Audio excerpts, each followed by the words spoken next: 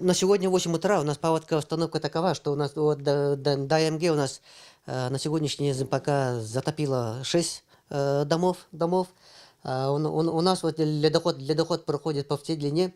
Есть места, где стоит лед.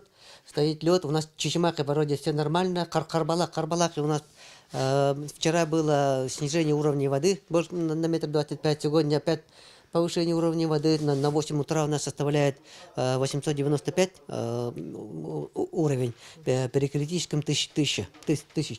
А в Чемнай у нас вчера вечером было где-то 22-40 у нас было превышение критических уровней воды. Критический уровень у нас 12-23, а у нас фактический уровень был 12-32. Сегодня утром вот затор, который здесь стоял, разрушился, и у нас идет спад уровня воды. На 8 утра у нас было 12-20. Затопленных домов этих нету. Ну, одно радует то, что у нас вот сейчас вот в районе Мегина-Алдана уже идет ледоход, и Амга у нас уже на устьевом участке, слышно.